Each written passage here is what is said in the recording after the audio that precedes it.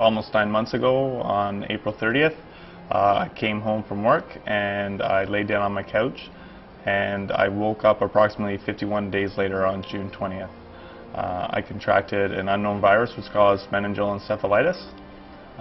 When I woke on June 20th in St. Mike's Hospital in Toronto, I was almost completely paralyzed, almost completely blind, and fully ventilated. I lost about a quarter of my body weight, 50 pounds. From what I understand, when I was in the coma, I had a temperature of over 103, a heart rate over 200, and really high blood pressure. So from what people tell me, I guess they would just wrap me in wet blankets and things like that to try to keep my temperature down and just sort of try to keep me alive while I guess I fought off the virus or inflammation, and then eventually, thankfully, I woke up.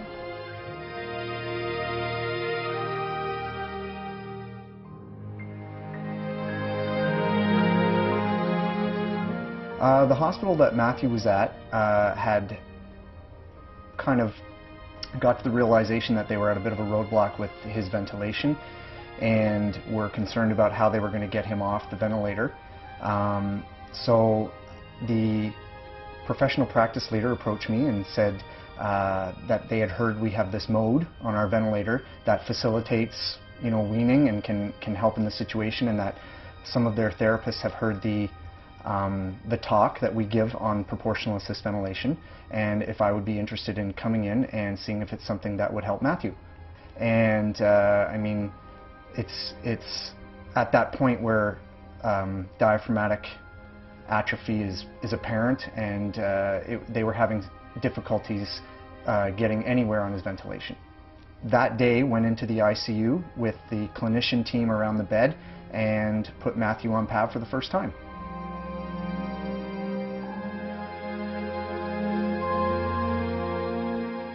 And I remember his first day on PAV, he found it just the look on his face, like anguish. It was so hard for him to take the appropriate amount of breaths and to push it and do it on his own.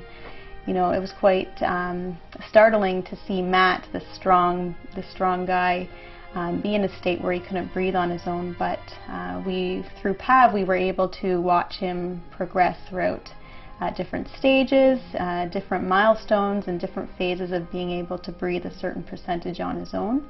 It was quite a struggle at the start, and then as I continued with it, it started to get easier. Getting off the respirator was one of the hardest things, and I know there was certain times where I thought, like, I don't know how I'm going to do this, and but after a week he was really getting it, and he made slow progress at first, but then after a week he was just sailing through it, and everyone was amazed. I mean, nurses, the respiratory therapists would all come and cheer him on. And after a total length of time of 3 weeks, I spoke to the clinicians and was informed that Matthew was off the ventilator, decannulated, and was able for us to come in and talk to him. Hello. Hi, Maddie. Hi, Roger. It's July the 30th, 2012. You've had a long go with some crazy virus, and here we are in your recovery. So this is what you look like. I'll go really close to your face. Oh, it's not zooming any closer. This is what you look like. You're still really handsome, just a little bit skinny. Thank you. We're looking pretty good. Hi. At that point, they deflated the balloon in my trach, which would stop the air from coming out my mouth and nose. And at that point, I remember the respiratory therapist plugging the hole, and I said hello. And then I remember looking around, thinking where that hello came from, because that was the first time I heard my voice in almost 3 months. And I remember phoning my brother that afternoon, and him telling me he waited a long time for this phone call. So, I guess I say, I couldn't talk for almost 3 months, so now I don't shut up.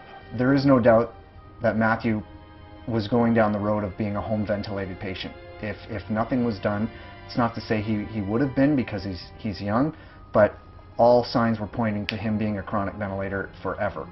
There was talk of communicating with the home vent pool in Ontario to get him a home ventilator. So this was liberating. This saved Matthew's life.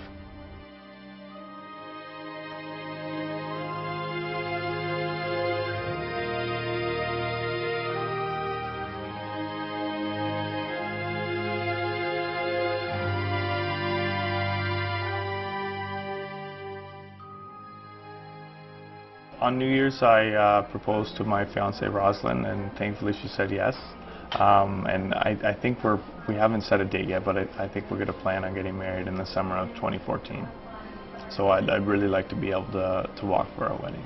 You know, there's nothing more we want to do than get back to our hometown and back to our lives. Like, you know, Lindsay's just a small town, but it's where we grew up, and a lot of our family and friends are there.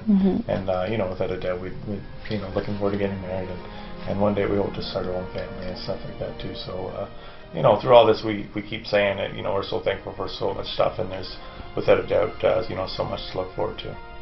But like, again, I don't want to keep on repeating myself, but I'm just so thankful for so many things, and I'm just so thankful to be here.